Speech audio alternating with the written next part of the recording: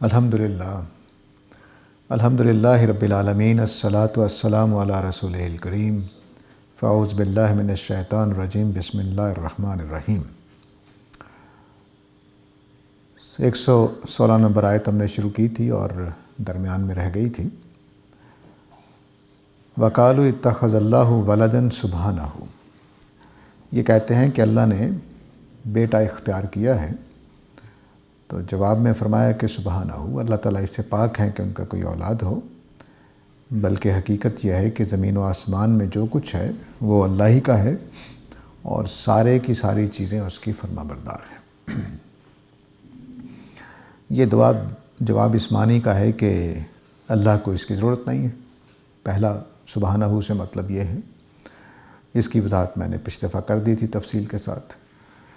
دوسرے کا مطلب ہے کہ ایک ہے کہ اللہ کو ضرورت ہی نہیں ہے، تو دوسرا ہے کہ اگر ضرورت ہو تو تب بھی اس کو ضرورت نہیں ہے، کیونکہ زمین و آسمان میں جو بھی ہے سب اسی کا ہے۔ تو ہمیں ضرورت کیا ہوتی ہے اولاد کی کہ بڑھاپے میں سنبھال لیں گے، کوئی کمائیں گے، کچھ مل ملا کر رہیں گے، زندگی گزار لیں گے، کچھ ہنسی کھیل کے لیے چیز چاہیے ہوتی ہے، کہ محبت کے لیے، کچھ گھر بنانے کے لیے، گھر کے اندر رونق کے لیے، یہی ضرورتیں ہوتی ہیں۔ اللہ تعالیٰ کو اس کی ضرورت نہیں ہے۔ تو البتہ زمین و آسمان میں جو کچھ ہے وہ اللہ ہی کا ہے، تو اس لیے ضرورت تو اس کو ہوتی ہے جس کی چیزیں نہ ہوں۔ یعنی مجھے اپنی اولاد کی اس لیے ضرورت ہے کہ میرے اپنے گھر میں رہے، باقی لوگوں کی اولاد اپنے اپنے گھر میں، تو اللہ کو تو اس کی ضرورت نہیں ہے، اس کے ساری دنیا اسی کی ہے، اسی میں سب کچھ ہے۔ پھر ایک ضرورت ہوتی ہے کہ کوئی کام کروانے ہیں، کچھ معاملات کروانے ہیں، تو فرمایا کل لہ قانتون، سب چیزیں اس کی فرما بردار ہیں۔ تو یہاں تک ہم نے جواب کو سمجھ لیا تھا، لیکن یہ جواب ابھی مکمل نہیں ہوا تھا۔ آگے فرمایا بدیع السماوات والارض، اللہ زمین و آسمان کا بدیع ہے۔ بدیع اس بنانے والے کو کہتے ہیں جو بالکل انوکھی نئی چیز بنا ڈالے، جس کا نہ ماڈل پہلے ہو، نہ نمونہ پہلے ہو، نہ میٹیریل پہلے ہو۔ یعنی اللہ تعالیٰ نے زمین و آسمان اس طرح سے بنائے کہ نہ میٹر موجود تھا، نہ اس کا کوئی نقشہ موجود تھا، نہ اس کا کوئی سیمپل تھا، بس بنا دی۔ تو بدیع السماوات والارض کا مطلب یہ ہے۔ سماوات والارض یہاں کائنات کے معنی میں ہے کہ اللہ نے کائنات بنائی بغیر کسی میٹیریل کے، بغیر کسی نقشے کے، بغیر کسی نمونے کے، بالکل نئی اور انوکھی بنا ڈالی۔ اب یہ جو کائنات کی تخلیق کے بارے میں قرآن کا یہ جو بیان ہے، یہ دور جدید میں کئی سوالات کو حل بھی کرتا ہے اگر مذہبی انداز سے دیکھا جائے چیزوں کو، اور کئی سوالات پیدا بھی کرتا ہے۔ کائنات بدیع ہے، یعنی بدعت ہے، گویا اس کا جو چیز بنتی ہے وہ بدعت ہوتی ہے۔ بدعت کے نیگیٹو معنی بھی ہیں اور پازیٹیو معنی بھی ہیں، یعنی ایسی چیز جس کا پہلے کوئی نمونہ نہیں تھا، کوئی وجود نہیں تھا، تو ہم نے بنا ڈالی۔ تو کائنات ایک بدعت ہے۔ بدعت اس معنی میں کہ پہلے اس کا کوئی نمونہ نہیں تھا، کچھ نہیں تھا، موجود نہیں تھی، بالکل اللہ تعالیٰ نے بنا دی۔ تو عدم سے گویا وجود میں آئی ہے کائنات، عدم سے وجود، نتھنگ سے بنی ہے جدید زبان کے اندر۔ تو اب جو موجودہ کائنات ہے، اس میں بگ بینگ والی جو تھیری اگر چلتی رہتی ہے اور مانی جاتی ہے، تو اس میں بھی ایسے ہی لگتا ہے کہ کسی جگہ پہ مادہ موجود تھا اور اس میں دھماکہ ہوا اور کائنات بن گئی۔ تو سائنس کے لیے اس میں یہ بات ہے کہ کائنات نہ ہونے سے بنی ہے، یہ پہلی بات ہے۔ دور جدید میں سائنس اس بات کو مان رہی ہے کہ کائنات نتھنگ سے بنی ہے۔ البتہ یہ کہ وہ بنی کب ہے، کیسے ہے، یہ ایک دوسری بحث ہے۔ قرآن مجید یہاں ایک اور دعویٰ کر رہا ہے کہ اللہ نے بنائی ہے۔ اللہ نے بنائی ہے تو خالق ہے، تو کائنات پھر مخلوق ہوگی۔ کائنات اگر مخلوق ہے تو پھر اس کا بنے ہوئے ہونا لازم ہے۔ جو چیز مخلوق ہوتی ہے وہ بنی ہوئی ہوتی ہے، جو چیز مخلوق نہیں ہوتی وہ بنی ہوئی نہیں ہوتی۔ مخلوق کا خالق چاہیے ہوتا ہے، خالق کا خالق نہیں چاہیے ہوتا ہے۔ یہ واضح رہنا چاہیے۔ آج کل یہ سوال بہت پوچھا جاتا ہے کہ اگر کائنات کو اللہ نے بنایا تو اللہ کو کس نے بنایا ہے؟ یہ سوال اپنی بنیاد میں غلط ہے، اس لیے کہ خالق کا خالق نہیں چاہیے ہوتا، مخلوق کا خالق چاہیے ہوتا ہے۔ ٹھیک ہے، تو خدا بنانے والا ہے۔ جب پتہ چلے گا کہ خدا بھی بنا ہوا ہے تو پھر واقعی خدا کا بھی خالق چاہیے۔ تو خدا کو مخلوق ماننا پڑے گا، تب جا کر خالق ہوگا۔ تو یہ بحث چلتی رہے گی پھر کہ اللہ کا خالق کون ہے، پھر اگر وہ مخلوق ہے تو اس کا خالق کون ہے۔ تو خالق ہوگا تو اس کی مخلوق ہوگی، اور جو خود مخلوق نہیں ہے اس کا کوئی خالق نہیں ہے۔ یہ فطری سا ہمارا پہلی بات ہے۔ تو کائنات بدیع السماوات ہے والارض ہے، نہ کہ اللہ تعالیٰ کا کوئی خالق ہے جس نے اس کو نہ ہونے سے بنایا۔ تو اس اعتبار سے یہ واضح رہنا چاہیے کہ یہ بحث جو ملحدین اٹھاتے ہیں کہ اگر اتنی پیچیدہ کائنات خدا کے بغیر نہیں بن سکتی تو پھر پیچیدہ خدا جیسی پیچیدہ ہستی بھی خدا کے بغیر نہیں بن سکتی، یہ ہمارا استدلال نہیں ہے۔ ہمارا استدلال یہ ہے کہ کائنات مخلوق ہے تو اس کا خالق ہونا چاہیے۔ جو چیز مخلوق نہیں ہے اس کا خالق نہیں ہوتا۔ یعنی جدید زبان میں یا فلسفیانہ لینگویج میں یوں کہہ سکتے ہیں کہ اگر ایفیکٹ ہے تو اس کا کاز چاہیے، اگر وہ ایفیکٹ ہی نہیں ہے تو کاز کی کیا ضرورت ہے۔ یہ سادہ زبان میں، فلسفیانہ زبان میں یا انگلش میں یوں کہہ لیجیے۔ وَإِذَا قَضَىٰ أَمْرًا، اب اگلی بات کہی، وہ بھی اتنی ہی اہم ہے جتنی یہ بات اہم تھی کہ اللہ تعالیٰ بدیع السماوات والارض ہے، اتنی ہی بات اگلی اہم ہے۔ وَإِذَا قَضَىٰ أَمْرًا، جب اللہ تعالیٰ کسی چیز کا فیصلہ کر لیتے ہیں، فَإِنَّمَا يَقُولُ لَهُ كُن، تو بس اتنا کرتے ہیں کہ اس کو کہتے ہیں کہ ہو جا، فَيَكُون، تو وہ ہو جاتی ہے۔ اس سے ایک اور حقیقت سامنے آتی ہے کہ کائنات اپنی اصل میں کوئی چیز نہیں ہے۔ کائنات اپنی اصل میں کوئی چیز نہیں، وہ نتھنگ ہے، اور خدا نے اس کو بدعت بنایا ہے، یعنی نئی چیز بنایا، انوکھی چیز بنایا ہے۔ اور بنایا کہاں سے؟ اپنے کلمہ کن سے۔ تو گویا اپنی حقیقت میں وہ کچھ نہیں تھی، اپنی حقیقت میں وہ کچھ نہیں تھی، تو اللہ تعالیٰ نے کہا کہ ہو جا تو وہ ہو گئی۔ تو ابھی 2-4 مہینے پہلے 3 سائنسدانوں کو اس بات پہ نوبل انعام ملا ہے کہ انہوں نے یہ تھیوری پیش کی ہے کہ کائنات لوکلی ریئل نہیں ہے۔ یہ سائنس کی ٹرم ہے کہ کائنات لوکلی ریئل نہیں ہے۔ تو اس کی وجہ یہ ہے کہ کوانٹم لیول پہ جا کے چیزیں سمجھ نہیں آ رہی کیا ہو رہا ہے۔ اس کو دیکھنے لگ جائیں تو اور ہے، نہ دیکھیں تو اور ہے۔ یعنی سائنسدان اس کو آبزرو کرنے بیٹھتے ہیں تو اور طرح سے بیہیو کرتی ہے۔ مجھے لگتا ہے کہ جیسے انسان عقل مند ہے ویسے ہی کائنات عقل مند ہے کوانٹم لیول پہ۔ آپ مجھے آبزرو کرنا شروع کر دیں کہ ساجد نمازیں پڑھتا ہے کہ نہیں پڑھتا، تو میں پڑھنے لگ جاؤں گا۔ دیانتدار ہے، بڑا ڈرامہ کر لوں گا، سنجیدہ دکھائی دینا تو سنجیدہ نظر آ جاؤں گا۔ لیکن جیسے ہی آپ لوگ اٹھ کے چلے جائیں گے تو اپنی مرضی پہ آ جاؤں گا۔ میں نے جب شاعری کیا کرتا تھا تو ایک قطع بھی کہا تھا کہ خود فریبی، لوگ محفل سے میری اٹھ کر چلے جاتے ہیں جب خود کو اپنے آپ میں تبدیل کر لیتا ہوں میں۔ خود فراموشی میری محفل میں عادت بن گئی، ایک لمحے میں کئی بحروب بھر لیتا ہوں میں۔ لوگ محفل سے میری اٹھ کر چلے جاتے ہیں جب خود کو اپنے آپ میں تبدیل کر لیتا ہوں میں۔ تو اس سے کائنات عقل مند محسوس ہوتی ہے کہ وہ بھی ایسا ہی کر رہی ہے۔ تو بہرحال واپس آتے ہیں، تو کائنات کی حقیقت اپنے اصل میں خدا کے فیصلے کا نام ہے۔ اللہ تعالیٰ اپنے فیصلے سے کہتے ہیں کہ تو اب کنکریٹ شکل اختیار کر لے، میٹیریل شکل اختیار کر لے، تو وہ کر لیتا۔ وہ کہتے ہیں کہ کوئی روحانی شکل اختیار کر لو، وہ روحانی شکل اختیار کر لیتا۔ اس کی ایک اچھی مثال آگے چل کر سورہ مریم میں ہے،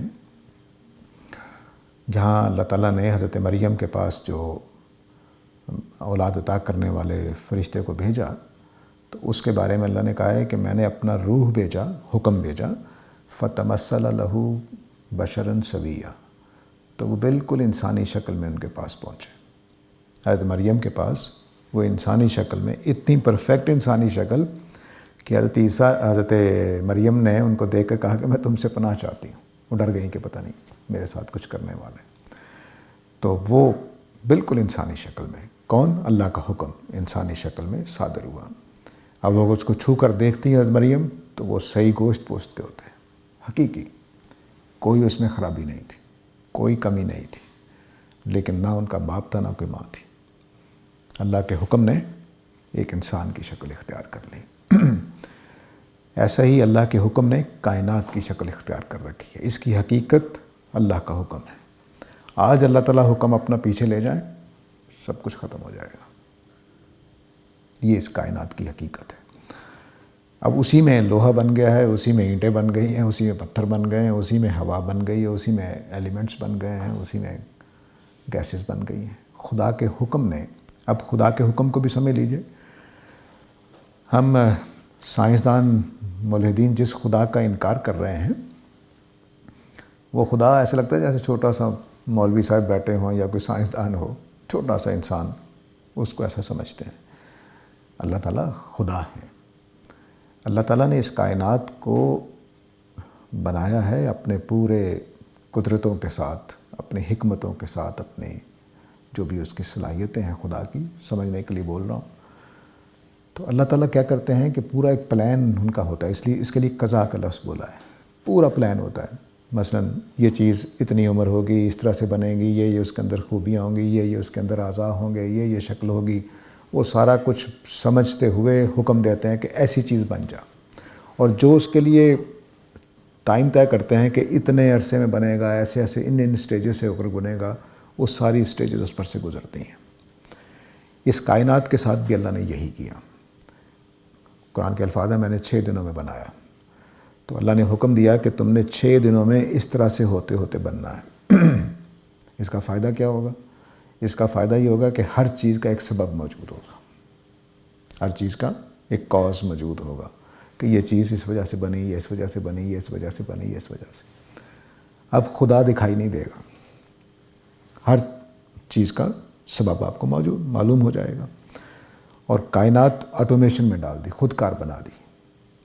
خدا کا ہاتھ دکھائی نہیں دیتا کہ ادھر فرشتہ آیا میری جان نکال کر لے گیا، آپ کی جان نکال کر لے گیا، اس کی جان نکال کر لے گیا، نظر نہیں آتا۔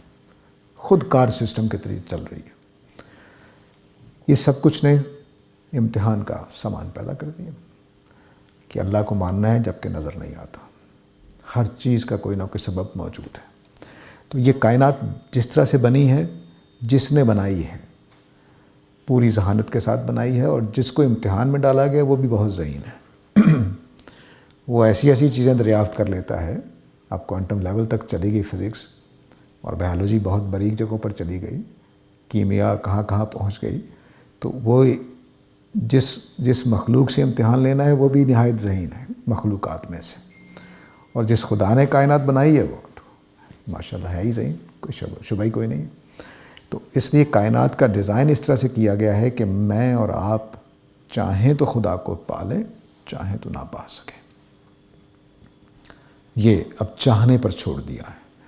چاہنے پر چھوڑ دیا ہے تو اس کا مطلب ہے کہ اگر میں کسی چھوٹی سی چیز میں اڑ جاؤں تو حقیقتوں کا انکار کر دیتا ہوں۔ تو اس وقت ملحدین چھوٹی سی بات پر اڑے ہوئے ہیں کہ ہمیں خدا کا کوئی ڈائریکٹ ایویڈنس دکھا دے، جبکہ یہ کائنات انڈائریکٹ ایویڈنس سے بھری ہوئی ہے۔ ڈائریکٹ ایویڈنس 2 طرح کے ہوتے ہیں۔ مثال کے طور پر کسی کی آواز آ گئی تو آپ کہیں گے موجود ہے، کسی کے چلنے کی آواز آ گئی، کسی کا ہاتھ آپ نے محسوس کر لیا، کسی کو یعنی 5 حواس سے آپ نے دیکھ لیا، لیکن براہ راست اس کو نہیں دیکھا، کچھ چیزیں اس کی دیکھ لی یا کچھ اثرات دیکھ لیے۔ یہ ڈائریکٹ ایویڈنس ہوتا ہے۔ کچھ انڈائریکٹ ایویڈنسز ہوتے ہیں، مثلا ہم یہاں پر سارے باہر چلے جائیں اور یہ گلاس جو ہے یہ اٹھ کر ادھر آ جائے پانی کا، تو اب جب ہم باہر سے دوبارہ واپس آئیں تو سوال پیدا ہو جائے گا کہ یہ گلاس ادھر سے ادھر کیسے آ گیا۔ یہ انڈائریکٹ ایویڈنس ہے کہ کسی نے اس کو ادھر کیا ہے۔ تو کائنات کے اندر بے شمار چیزیں ہیں جو اس بات کا ثبوت ہیں کہ خدا موجود ہے، لیکن ڈائریکٹ ایویڈنس کوئی نہیں ہے۔ ڈائریکٹ ایویڈنس ہوتا تو امتحان ختم ہو جاتا، ڈائریکٹ ایویڈنس کوئی نہیں، انڈائریکٹ ایویڈنسز ہیں تو اس سے کائنات بھری ہوئی ہے۔ وہ آگے چل کر ایک مسئلہ زیر بحث آئے گا تو اس میں اللہ تعالیٰ نے اس بات کو لیا ہے، موقع پر انشاءاللہ واضح کروں گا۔ ابھی اتنی بات جان لیجئے کہ کائنات بنائی اس طرح سے گئی ہے کہ اس کی حقیقت خدا کا امر ہے۔ خدا کے امر کی حقیقت مادیت نہیں ہے، وہ کلمہ کن ہے بس۔ اس حقیقت پر یہ کائنات کھڑی ہے۔ خدا حکم واپس لے لے گا تو یہ سب کچھ ختم ہو جائے گا، اس سے زیادہ اس کی کوئی حیثیت نہیں ہے۔ لیکن خدا نے چونکہ بدی کیا ہے تو یہ حقیقت میں موجود ہے، غیر حقیقی نہیں ہے۔ یہ دو باتیں اکٹھی ہیں اس کائنات کی، کہ اپنی حقیقت کے اعتبار سے یہ کچھ بھی نہیں ہے، خدا کے حکم کے سوا کچھ نہیں ہے، لیکن جیسا کہ حکم نے شکل اختیار کی ہے وہ حقیقت بن گئی ہے۔ وہ اب کوئی ڈرامہ نہیں ہے، کوئی خیالی دنیا نہیں ہے، حقیقی دنیا ہے۔ تو یہ دونوں آیتیں بدیع السماوات والارض وَإِذَا قَضَىٰ أَمْرًا فَإِنَّمَا يَقُولُ لَهُ كُن فَيَكُونُ سے یہ دو باتیں واضح کی ہیں۔ اب اس میں مشکل اگلا حصہ ہے یکون۔ ہمارا جو ترجمہ کر دیا جاتا ہے وہ یہ ہے کہ اللہ نے کہا کہ ہو جا تو وہ ہو جاتا ہے یا ہو گیا، یہ ٹھیک نہیں ہے۔ یکون مضارع ہے تو یہ لمبا بھی ہو سکتا ہے، چھوٹا بھی ہو سکتا ہے۔ حضرت عیسیٰ کی ولادت کلمہ کن سے ہوئی ہے تو ان کو اتنا ہی ٹائم لگا جتنا ہمیں پیدا ہونے میں لگتا، قرآن کے واضح اشارات ہیں۔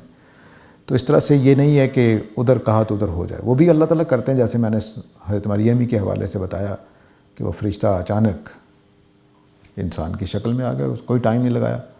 لیکن جب ٹائم لگانا ہوتا ہے ٹائم لگانا وہ اللہ کے حکم کے مطابق ہے، کہ کسی کام میں کوئی ٹائم لگنا ہے تو ٹائم کے مطابق ہو جائے گا، اور اگر فوراً ہونا ہے تو فوراً ہو جائے گا۔ فیکون کے یہ فائدہ ہے کہ وہ ہو جاتا ہے، بس جو بھی اس کے لیے کورس آف ایکشن ڈیسائیڈ کیا گیا ہو۔ اب یہ جو اللہ تعالیٰ نے جواب دیا اس بات کا کہ مجھے بیٹے کی ضرورت نہیں ہے، میرا کوئی بیٹا نہیں ہے، اس کا جواب دیا۔ ظاہر ہے کہ توحید کا مضمون ہے، اس لیے اللہ تعالیٰ نے پوری تفصیل سے بات کر دی ہے، لیکن ہمارے لیے کائنات کی تخلیق اور اس کے پہلو بھی واضح ہو گئے ہیں۔ آگے فرمایا وَقَالَ الَّذِينَ لَا يَعْلَمُونَ لَوْلَا يُكَلِّمُنَا اللَّهُ أَوْ تَأْتِينَا آيَةٌ كَذَلِكَ قَالَ الَّذِينَ مِن قَبْلِهِم مِثْلَ قَوْلِهِمْ تَشَابَهَتْ قُلُوبُهُمْ۔ وہ لوگ جن کے پاس علم نہیں ہے وہ یہ کہتے ہیں کہ ایسا کیوں نہیں ہوتا کہ اللہ تعالیٰ نبی کریم صلی اللہ علیہ وسلم کو نبوت دینے کے بجائے ہم سے براہ راست بات کریں، یا ہمارے پاس الگ سے نشانی آئے۔ یعنی ہم نبی کریم صلی اللہ علیہ وسلم کو تب اللہ کا رسول مانیں گے یا اللہ ہی کو مانیں گے کہ جب ہم سے اللہ تعالیٰ براہ راست بات کریں۔ ابھی میں نے تھوڑی دیر بعد پہلے کی کہ ڈائریکٹ ایویڈنس مانگ رہے ہیں، اللہ تعالیٰ نے دینا نہیں، کائنات نہیں بنائی اللہ نے اس طرح سے کہ ڈائریکٹ ایویڈنس بن جائے، تو وہ تمہارے مطالبے پر کیسے سامنے آ جائیں گے؟ تو وہ چاہ رہے ہیں کہ یا تو کوئی صریح نشانی ہم تک خود پہنچے، ہم تک پہنچے، یعنی مجھے کان میں آواز آ جائے کہ اللہ تعالیٰ ہیں اور نبی صلی اللہ علیہ وسلم اللہ کے سچے رسول ہیں، یا میرے ساتھ کوئی ایسا معاملہ ہو جائے تو جو نشانی بن جائے کہ ہاں یہ اللہ کے سچے رسول ہیں۔ تو اللہ کی آواز آ جائے میرے کان میں، اللہ تعالیٰ مجھ سے خود بات کریں اور یقین ہو جائے مجھے کہ واقعی کوئی اور نہیں ہے، اللہ ہی بول رہے ہیں، اور دوسرا یہ کہ میرے ساتھ کوئی اور نشانی صادر ہو جائے۔ تو یہ بے محل مطالبہ ہے، بے محل دلیل مانگنا ہے۔ یہ استدلال دلیل مانگنے کا دو تین پہلو ہوتے ہیں جن کو سمجھ لینا چاہیے، جس کو ہم استدلال کہتے ہیں۔ دلیل مانگنا یا دلیل دینا کا مطلب ہوتا ہے استدلال کرنا۔ استدلال برمحل ہوتا ہے اور بے محل ہوتا ہے۔ آپ کوئی ایسی چیز کا مطالبہ کریں، ایسی دلیل کا مطالبہ کریں کہ جو ہو ہی نہیں سکتی، ناممکن ہو، تو وہ آپ کا بے محل مطالبہ ہے۔ اور جو آپ اگر ایسی چیز مانگیں جو دی جا سکتی ہے تو وہ ہمارے آج کے زمانے میں الہاد کے لیے بھی بے محل استدلال مانگا جا رہا ہے کہ آپ اللہ تعالیٰ کا کوئی ڈائریکٹ ایویڈنس دکھائیں، اللہ کے کوئی نقش قدم دکھا دیں، اللہ کا کوئی آثار دکھا دیں۔ تو یہ یہاں پر بھی وہی تھا، اور اس کو اللہ تعالیٰ نے لا یعلمون کر کے بولا ہے۔ لا یعلمون پر پیچھے ہم بات کر چکے ہیں۔ لا یعلمون سے یہ بھی مطلب ہے کہ ناواقف ہیں، بے علم ہیں، جاہل ہیں، اور دوسرا اس سے اشارہ ہوتا ہے قریش مکہ کی طرف۔ پیچھے جو آیت گزری تھی اس میں یہ تھا کہ لا یعلمون اہل کتاب کے مقابل میں آیا تھا، تو یہ آیت نمبر 113 میں آیا تھا۔ تو وہاں بھی ہم نے قریش کے معنی لیے تھے، لیکن ساتھ کنایا ہو جاتا ہے کہ یہ جاہل لوگوں کی بات ہے۔ تو یہاں بھی یہ کنایا ہو گیا کہ جاہل لوگ یہ مطالبہ کر رہے ہیں کہ اللہ تعالیٰ ہم سے براہ راست بات کیوں نہیں کرتے۔ تو یہ اس طرح کی بات ہوگی کہ جاہل آدمی کی بات ہوگی، کوئی کہے کہ اللہ تعالیٰ میرے ساتھ، اس کو پتہ ہی نہیں اللہ نے کیا دنیا کا نظام بنایا، اوپر جس کو واضح کیا ہے اس کی روشنی میں یہ مزید واضح ہو جاتا ہے کہ کائنات اس طرح سے نہیں بنائی کہ مجھے اور آپ کو سب کو نبی بنا دیا جائے، اور کائنات اس طرح سے نہیں بنائی گئی کہ مجھے اور سب کو خدا نظر آنے لگ جائے یا وہ آوازیں آنے لگ جائیں اس کی۔ ایسا نہیں ہوگا۔ کائنات جس مقصد کے لیے، جس اسکیم کے تحت بنائی گئی ہے، اس کو سمجھنے والے یہ سوال نہیں کر سکتے کہ خدا کا ڈائریکٹ ایویڈنس مجھے نظر آ جائے، خدا کا نقش قدم، خدا کا ہاتھ مجھے نظر آ جائے، یہ نہیں ہو سکتا۔ یہ مطالبہ ہی غلط ہے۔ تو جو لوگ سمجھدار ہیں وہ یہ مطالبہ نہیں کریں گے۔ تو اب سمجھدار، یہ بالکل ایسی بات ہے، میں جدید مثال دینا چاہوں گا تاکہ بات واضح ہو جائے، کہ میں کسی سائنسدان سے کہوں کہ نہیں مجھے کسی بندر کے گھر انسان پیدا کر کے دکھاؤ تب میں ایوولوشن کو مانوں گا، تو یہ ناجائز مطالبہ ہوگا۔ کسی بندر کے گھر انسان پیدا کر کے دکھاؤ گے تو میں مانوں گا کہ ایوولوشن ہوئی ہے، یہ اس طرح کا مطالبہ ہے۔ تو یہ بے محل مطالبہ ہے۔ کذالک قال الذین من قبلہم مثل قولہ، اسی طرح کی بات ان لوگوں نے بھی کہی جو ان سے پہلے تھے، بالکل ان کے جیسی بات۔ تشابہت قلوبہم، ان کے دل بڑے ملتے جلتے ہیں، ایک طرح کی باتیں کہتے ہیں۔ قد بینا الآیات لقوم یوقنون، ہم نے یقین کرنے والوں کے لیے اپنی آیتیں واضح کر دی ہیں۔ یہ بڑا دلچسپ تبصرہ ہے کہ جب بھی لوگوں نے رسولوں کا انکار کیا ہے اور اس طرح کے مطالبات کیے ہیں تو ملتے جلتے ہی استدلال ہوتا ہے، اور قرآن مجید میں جو رسالت کے بارے میں استدلال ہے بالکل ٹھیک جملے آپ کو ملحدین کے ہاں بھی مل جائیں گے، وہ جو مذہبی لوگوں کو کہتے رہتے ہیں، بالکل ٹھیک ایک جیسے جملے، کوئی فرق نہیں ہے۔ اگلا جو جملہ بڑا اہم ہے، قد بینا الآیات لقوم یوقنون، اس کا ترجمہ ہم عام طور سے یقین کرنے والے کر جاتے ہیں۔ عربی زبان میں اس کا مطلب یہ نہیں ہے کہ یقین کرنے والے مطلب نہیں ہے، بلکہ وہ جو سچی باتوں کو تحقیقی انداز میں ماننے والے ہیں۔ یوقنون کا مطلب یہ ہے کہ وہ لوگ جو سچائیوں کو حقیقت ہونے کی بنا پر ماننے والے ہیں، یوقنون کا یہ مطلب ہوتا ہے۔ پیچھے سورہ البقرہ کے شروع میں وبالآخرۃ ھم یوقنون بھی گزرا تھا، وہاں میں نے اس کا ایک شیڈ واضح کیا تھا، وہ یہ تھا کہ جو یقین رکھتے ہیں محض مانتے نہیں ہیں کہ آخرت ہونے والی ہے، تو وہاں چونکہ اس کی اہمیت تھی تو میں نے وہاں وہ شیڈ واضح کیا تھا۔ لیکن یوقنون کا دراصل مطلب یہ ہے کہ ایسا آدمی جو چیزوں کو سچا ہونے کی وجہ سے تحقیقی انداز کے طور پر مانتا ہو، سنی سنائی بات ماننے والا نہ ہو اور بلا وجہ انکار کرنے والا نہ ہو۔ بعض لوگ ہوتے ہیں نا کہ بس ماننا ہی نہیں ہے، سامنے حق ننگا کر کے دکھا دیں کہ یہ حق ہے تو وہ نہیں مانیں گے۔ یہ لوگ جو ہوتے ہیں یہ یوقنون نہیں ہوتے۔ تو سچائی کو جب وہ بالکل سامنے آ جائے اس کو ماننے والے کو یوقنون کہا جائے گا۔ تو فرمایا کہ جتنے سچائیوں کو ماننے والے لوگ ہیں ان کے لیے میں نے باتیں واضح کر دی ہیں، نبی کریم صلی اللہ علیہ وسلم کے لیے رسول ہونے کے اعتبار سے اور اللہ کے خدا ہونے کے اعتبار سے دلائل بالکل واضح ہیں، لیکن آدمی کو یوقنون ہونا چاہیے۔ اگر وہ یوقنون نہیں ہے تو بات نہیں مانے گا، سچائیوں کو سن کر دیکھ کر ماننے والا۔ اب اپنی زندگی میں ہم نے کئی تجربات ہوتے ہیں کہ سامنے سچ ثابت کیا جا رہا ہوتا ہے نہیں مانتے۔ اس کا سب سے اچھا مظاہرہ سیاسی پارٹیوں والے لوگ کرتے ہیں ان کی سچائیاں ان کو نظر نہیں آ رہی، اپنی خرابیاں ان کو نظر نہیں آ رہی ہوتی، اور دوسروں کو ان کی اپنی خرابیاں نظر نہیں آ رہی ہوتی۔ کیوں نہیں نظر آ رہی ہوتی؟ کیونکہ وہ یوقنون کی وصف سے خالی ہوتے ہیں۔ یوقنون کا وصف یہ ہے کہ جیسے ہی سچی بات سامنے آ جائے، مبرہن ہو جائے، واضح ہو جائے، تو اس کو مانا جائے۔ تو اب یہ قرآن مجید کے بارے میں وہ مطالبہ کر رہے ہیں کہ ہم نبی کریم صلی اللہ علیہ وسلم کو جو اللہ کو اس صورت میں مانیں گے کہ ہمارے سے اللہ تعالیٰ کلام کرے یا خود کوئی بات سامنے آ جائے، تو فرمایا کہ یہ بے محل مطالبہ کر رہے ہیں، یہ ان کے لیے جہالت کا ثبوت ہے ان کے باتوں میں۔ تو ہم نے جو بات کو ماننے والے سمجھنے والے ہیں ان کے لیے ہم نے پوری طرح سے بات واضح کر دی ہے۔ اِنَّا أَرْسَلْنَاكَ بِالْحَقِّ بَشِيرًا وَنَذِيرًا وَلَا تُسْأَلُ عَنْ أَصْحَابِ الْجَحِيمِ۔ تو اب یہ فرمایا کہ ہم نے آپ کو بھیجا ہے سچائی کے ساتھ بشیر اور نذیر بنا کر، آپ سے دوزخ والوں کے بارے میں نہیں پوچھا جائے گا۔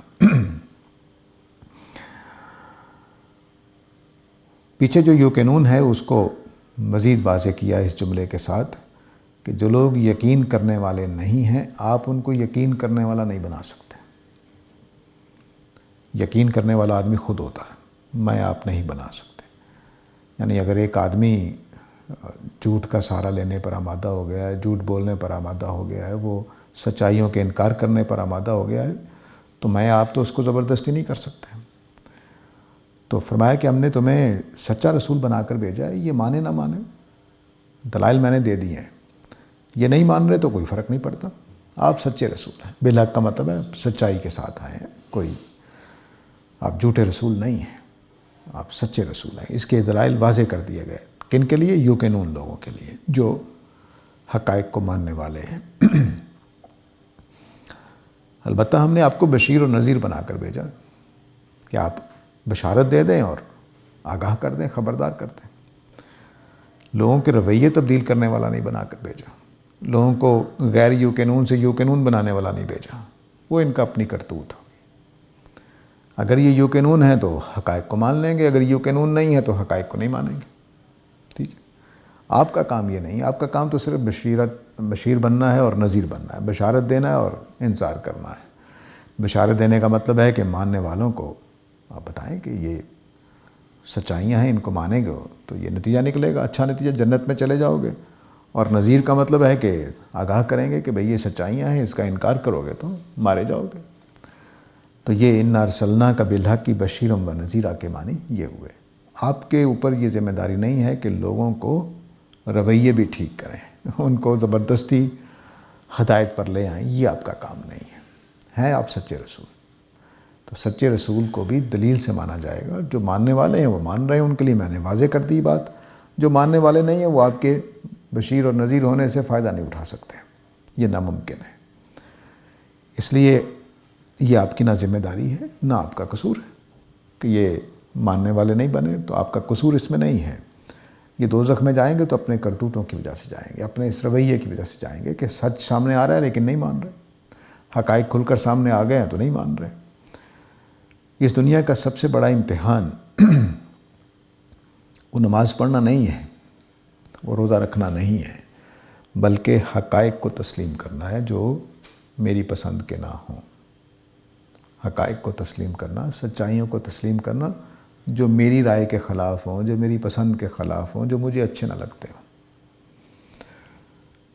سب سے بڑا امتحان یہی ہے، اور اس میں سب سے بڑی رکاوٹ تکبر ہوتا ہے یا اپنے مسلک، اپنے مذہب کی بڑائی ہوتی ہے، وہ بھی تکبری کی ایک شکل ہے۔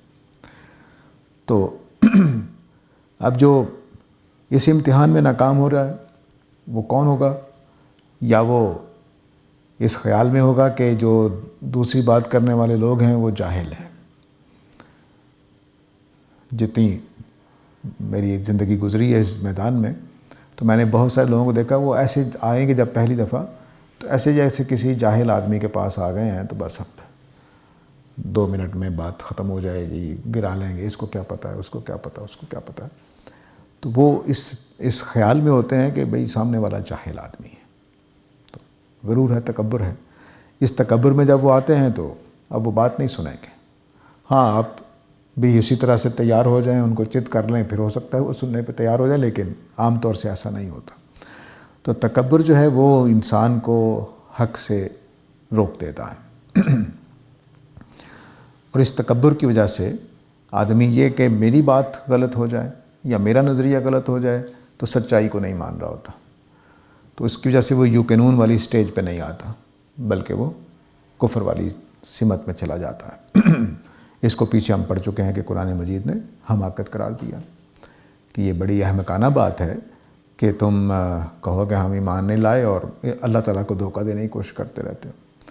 تو یہ وہ چیزیں ہیں جس کو سمجھنا چاہیے کہ دراصل تکبر کی وجہ سے ہم حقائق کو نہیں مانتے، یا اپنے قوم قبیلے کی بڑائی کی وجہ سے نہیں مانتے، یا اپنی ذات کی بڑائی کی وجہ سے. تو جبکہ رسولوں نے آ کر جو کام کرنا ہوتا ہے وہ کر جاتے ہیں. ہمارے ہاں دعوتی زندگی میں علماء نے اس حدود سے تجاوز کیا.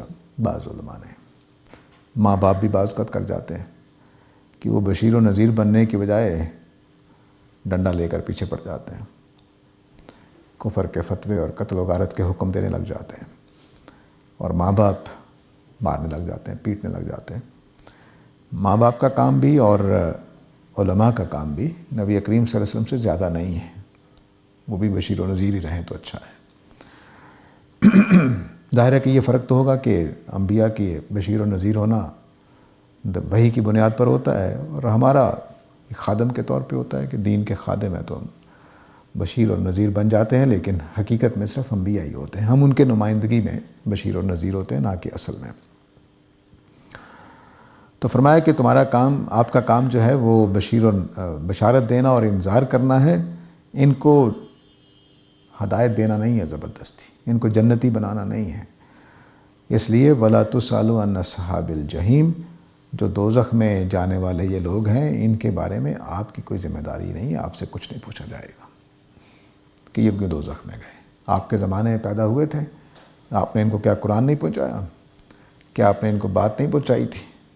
تو فرمایا کہ آپ نے کام کر دیا ہے، آپ کی ذمہ داری نہیں ہے. یہ ان کے اندر وہ وصف ہی نہیں ہے جو سچائیوں کو ماننے والا ہے، اس لیے یہ اپنے جرم کی وجہ سے دوزخ میں جائیں گے. آپ کے اوپر کوئی دوش نہیں ہے، آپ بری الذمہ ہیں. یہ بڑی اہم بات ہے کہ ہم اپنا کام کر دیں اور دوسرے کو آزادی دیں کہ وہ اپنا فیصلہ خود کرے. یہ ہمارے ذمہ داری نہیں ہے کہ ہم اس کو زبردستی دیندار بنا دیں، زبردستی صالح بنا دیں. ہمارا کام صرف سمجھانا ہے. سمجھانے میں کوئی کمی نہیں چھوڑنی چاہیے، اور حکمت کے ساتھ زبردستی نہیں کرنی چاہیے. سمجھانے میں بھی بعض لوگ ایسے ہوتے ہیں کہ موقع بے موقع بات کر دیتے ہیں، دوسرے کی انسلٹ کر دیتے ہیں. میں نے تو یہ دیکھا ہے کہ جب میں معلم بن کر بیٹھتا ہوں تو فائدہ کم ہوتا ہے، اور جب میں غیر معلم بن کے بیٹھا ہوتا ہوں تو فائدہ زیادہ ہوتا ہے. اس کی وجہ یہ کہ دوسرے کو، مثال کے طور پر اگر آپ میرے پاس آئیں تو میں آپ کو کہوں آئیے میں آپ کی تربیت کرتا ہوں، تو پہلے ہی مرحلے پر میں نے آپ کو دور کر دیا. اور دوست بن کے، بھائی بن کر غیر معلمانہ انداز میں بات چیت ہوتی رہے تو زیادہ فائدہ ہوتا. اس کا تجربہ مجھے جمعے کے خطبات میں ہوا کہ وہاں پر میں کسی فرقے کو برا نہیں کہتا، بس قرآن سنت کی بات کرتا رہتا ہوں. تو اس مسجد میں کئی لوگ تبدیل ہوئے، لیکن جن لوگوں کو سامنے لے آیا جاتا ہے وہ کم تبدیل ہوتا ہے. عجیب و غریب بات ہے، کیونکہ وہاں کسی کی اناظر بحث نہیں آتی. تو نبی کریم صلی اللہ علیہ وسلم کا بھی اسوہ یہی ہے کہ جب کسی کو ڈانٹنا ہوتا تھا یا سمجھانا ہوتا تھا تو مجلس میں عمومی بات کرتے تھے، اس کا نام لے کر نہیں کرتے تھے کہ فلاں نے یہ کر دیا تو میں تمہیں سمجھانا چاہتا ہوں. نہیں، بس انڈائریکٹ طریقے سے سمجھا دیتے تھے. وہ سمجھنے والا خود ہی سمجھ جاتا تھا کہ میرے بارے میں بات ہو رہی ہے. نہ سمجھے گا تو چلو ٹھیک ہے، کوئی بات نہیں، کسی اور مجلس میں سمجھ جائے گا. لیکن ہم یہ کہتے ہیں جی فلاں نے ایسا کر دیا، فلاں نے ایسا کر دیا، نام لے لے کر باتیں کر رہے ہوتے ہیں، تو یہ غلط انداز. آگے اب یہ بات یہاں واضح ہو گئی کہ یہ قوم ایسی تھی کہ اللہ کی باتوں کو ماننے کو تیار نہیں تھی. حقائق سامنے تھے، اور یوکنون کی کیفیت سے محروم ہونے کی وجہ سے سچائیوں کو ماننے کو آمادہ نہیں تھی۔ تو اب جب یہ بات ہو تو پھر یا ذاتی، جیسے میں نے کہا کہ تکبر آڑے آتا ہے یہ قوم قبیلے کا، تو ان کو اپنی ملت کا بھی زوم تھا۔ چنانچہ اگلی بات وہی فرمائی ہے، وَلَن تَرْضَىٰ عَنْكَ الْيَهُودُ وَلَا النَّصَارَىٰ، کہ تم سے ہرگز یہود اور نصارہ راضی نہیں ہوں گے، حَتَّىٰ تَتَّبِعَ مِلَّتَهُمْ، یہاں تک کہ آپ ان کی ملت کی پیروی نہ کرنے لگ جائیں۔ یعنی یہ آپ سے راضی نہیں ہوں گے کہ آپ اللہ کے رسول مانے جائیں جب تک کہ آپ وہی باتیں نہ کرنے لگ جائیں جو ان کی ملت کی ہیں۔ یہاں واحد کو مخاطب کیا گیا ہے، ان کا، نبی کریم صلی اللہ علیہ وسلم مخاطب ہیں اور آپ ہی مراد ہیں۔ یعنی آپ کو یہ پیغمبر اس وقت تک نہیں مانیں گے جب تک کہ آپ ان کے باتوں کو تسلیم نہ کر لیں۔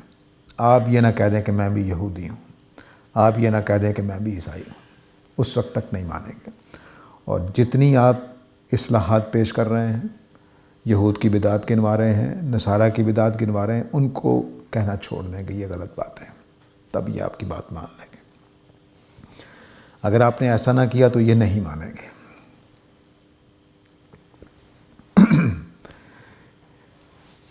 یہ میں کہا کرتا ہوں کہ اگر نبی کریم صلی اللہ علیہ وسلم آج تشریف لے آتے، دوبارہ تشریف لے آئیں تو ہم بھی یہی کریں گے،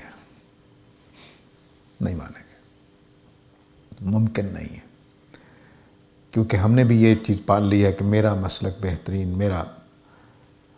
میرے استاد مولانا امین حسن اصلاحی سے ہم ملنے جاتے تھے، استاد گرامی بھی ساتھ جاتے تھے، غامدی صاحب بھی، تو وہ ہم ان سے باتیں کرتے تھے، عام طور سے سوالات کرتے تھے۔ 2-3 سوالات انہوں نے ہم سے پوچھے۔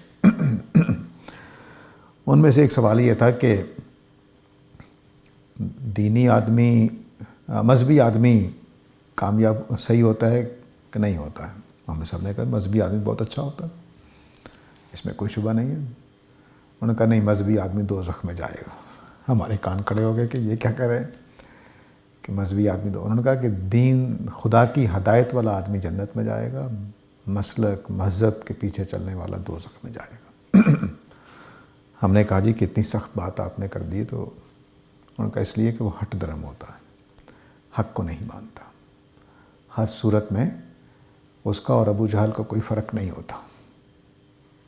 ابو جہل بھی اپنے ماں باپ کے دین پر تھا، اور مذہبی آدمی بھی اپنے ماں باپ کے دین پر ہوتا ہے، اس کو سچائی سے، حق سے، خدا کی ہدایت سے کوئی تعلق نہیں ہوتا۔ اب دیکھیے غالباً ان کی جو بات تھی وہ اس آیت پر مبنی تھی، قُلْ إِنَّ هُدَى اللَّهِ هُوَ الْهُدَىٰ، ان سے کہہ دو کہ ملتیں کچھ نہیں ہوتی، مسلک مذہب کچھ نہیں ہوتے، ہدایت تو صرف اللہ کی ہدایت ہوتی ہے۔ اگر اللہ کی ہدایت پر کوئی آ جائے گا تو کامیاب ہو جائے گا، نہیں ہوگا تو کامیاب نہیں ہوگا۔ شروع میں یاد ہوگا کہ 5ویں آیت میں اللہ تعالیٰ نے یہی کہا تھا، اولئک علی ھدی من ربہم، یہی وہ لوگ ہیں جو اپنے رب کی طرف سے ملنے والی ہدایت پر ہیں۔ اصل مسئلہ یہی ہے۔ میں نے پچھلی نشست میں بھی عرض کیا تھا کہ ہدایت صرف اللہ کا دین ہے، اللہ اور اللہ کے رسول کی بات صرف حق ہے، باقی کوئی دین نہیں ہے۔ باقی میری آپ کے فلسفے ہو سکتے ہیں، فقہیں ہو سکتی ہیں، فتوے ہو سکتے ہیں، تصورات ہو سکتے ہیں، باتیں ہو سکتی ہیں، کہانیاں ہو سکتی ہیں، داستانیں ہو سکتی ہیں، وہ دین نہیں ہے۔ دین اتنا ہی جتنا قرآن و سنت میں آ گیا ہے، بس۔ تو فرمایا کہ تم سے یہ راضی نہیں ہوں گے جب تک کہ تم ان کی ملت میں داخل نہ ہو جاؤ۔ تو ان سے کہہ دو کہ ملتیں کچھ نہیں ہیں، مسلک مذہب کوئی چیز نہیں ہے، اصل چیز یہ ہے کہ اِنَّ ھُدَى اللَّهِ ھُوَ الْھُدَىٰ، اگر کوئی ہدایت ہے تو وہ اللہ کی ہدایت ہے، ہدایت وہیں سے مل سکتی ہے۔ دور جدید میں جو ملحدین نے مذاہب پر اعتراض کیا، اس میں ایک اعتراض یہ بھی ہے کہ اگر مذہب سچا ہے تو پھر ایک ہی ہونا چاہیے تھا، اگر مذہب سچا ہے تو پھر ایک ہی ہونا چاہیے تھا، یہ کیا کوئی ہندوازم ہے، کوئی فلانا ہے، خدا کا تصور بھی ایک نہیں ہے۔ تو ان کو بھی ہمارا جواب یہی ہے کہ دین صرف اللہ کا دین ہے، باقی لوگوں نے بنائے ہیں، اللہ نے آزادی دی تھی امتحان کے لیے، تو انسانی کاموں میں یہ کہنا کہ سب ایک جیسی چیز ہو جائے یہ غلط بات ہے۔ وہ خدا کا تصور بھی غلط بنائیں گے، وہ دین کا تصور بھی غلط بنائیں گے۔ آپ دین اور خدا تک کیوں جاتے ہیں؟ سائنس کے بارے میں کیا خیال ہے؟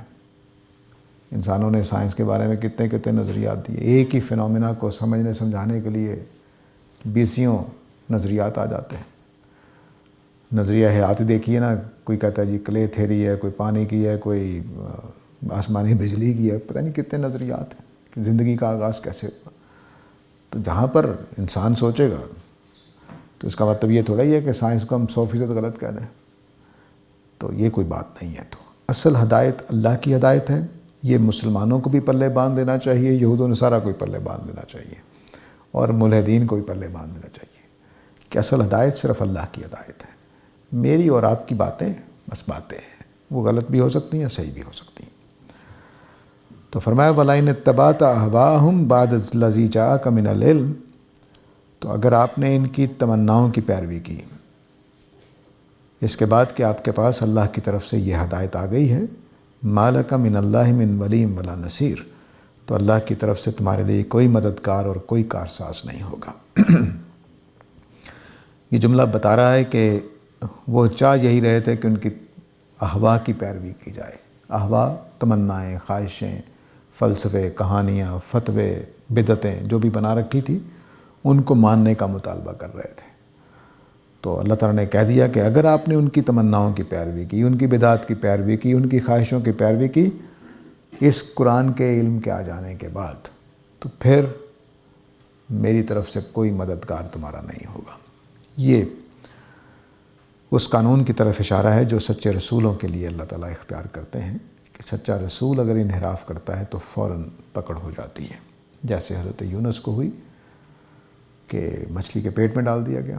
تو اس کی طرف اشارہ ہے کہ اگر آپ نے ان کی تمناؤں کی پیروی میں سچے علم کو چھوڑ دیا تو پھر میری طرف سے کوئی مددگار نہیں ہوگا۔ اس میں قانون بھی بیان ہو گیا ہے، اور یہود کے لیے، یہود و نصارہ کے لیے اصل بات بھی واضح ہو گئی کہ نبی کریم صلی اللہ علیہ وسلم اللہ کے سچے رسول ہیں، سچائی پر قائم ہے، وہ تمہاری بدعت نہیں مانیں گے، تمہاری تمناؤں کی پیروی نہیں کریں گے، کیونکہ ان کو پتہ ہے کہ سچائی صرف اللہ کی طرف سے آنے والی ہے۔ تو اسی ہدایت پر ان کو رہنا ہے جو اللہ تعالیٰ کی طرف سے ان کو حاصل ہے، وہ اس کو چھوڑ کر نہیں جا سکتے۔ تو ہمیں بھی، امت مسلمہ کو بھی اس بات کی کوشش کرنی چاہیے کہ وہ زیادہ سے زیادہ تحقیق کر کے بالکل کلیئرٹی کے ساتھ جو اللہ اور اللہ کے رسول کی بات ہے 100% طریقے سے ثابت ہے، اسی پر قائم ہو جائیں۔ وقت ہو گیا ہے، یہاں پر روک لیتے ہیں۔ وآخر دعوانا الحمدللہ رب العالمین۔